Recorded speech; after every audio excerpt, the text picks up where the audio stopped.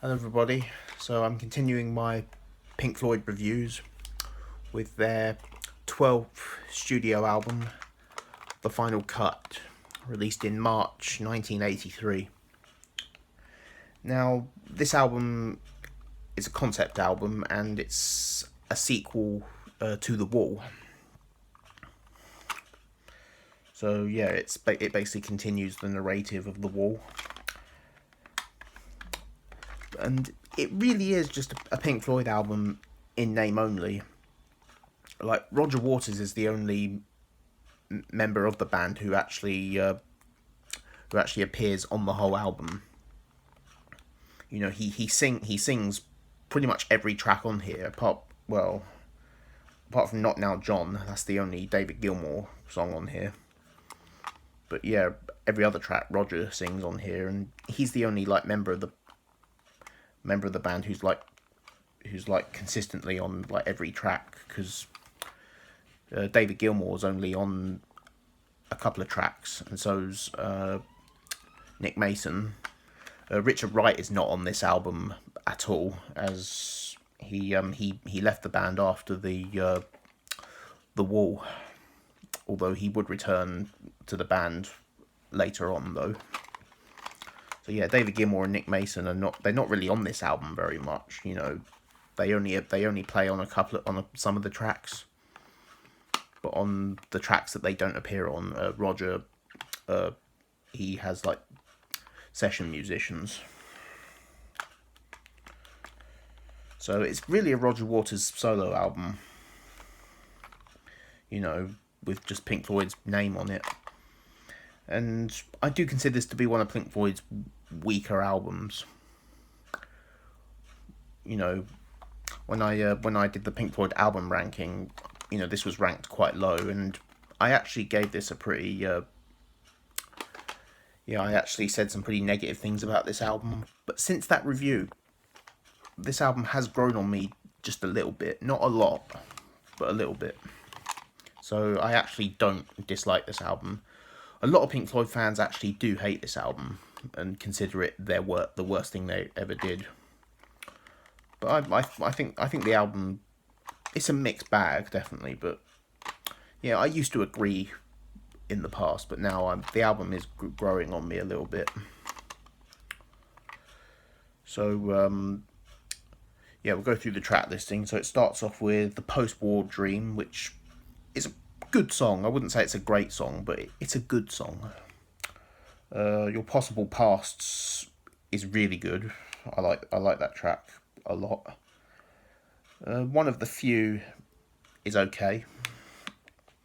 Hero's Return is really, really good. It's got such a great opening guitar riff on it with this phasing effect on it. It's really good. Gunner's Dream is alright. And Paranoid Eyes is an okay track. And Get Your Filthy Hands Off My Desert, I think, is the weakest track on here. I don't care for it. The Fletcher Memorial Home is a good track. Southampton Dock is okay. And then we get the title track, The Final Cut, which, you know, decent track. And then we get probably the best track on the album, Not Now John. That's a great song. It's the only song where David Gilmour sings on this album. And then it ends with Two Suns in the Sunset, which it's a good track. Not a great track, but it's pretty good, actually. So yeah. Of course, I've only got it on cassette. I probably will get this on CD.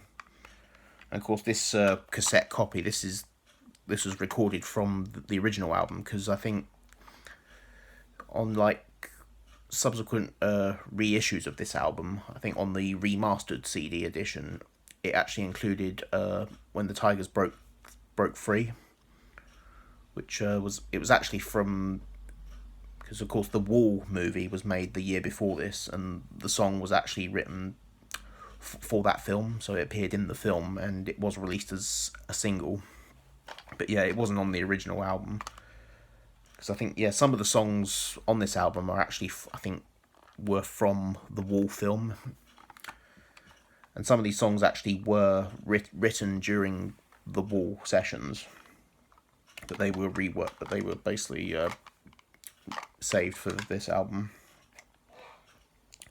And yeah, so when the Tigers Broke Free was obviously included on the remastered edition, but on all original versions of the album, like the original vinyl and the first CD release and all cassette releases, the song wasn't included.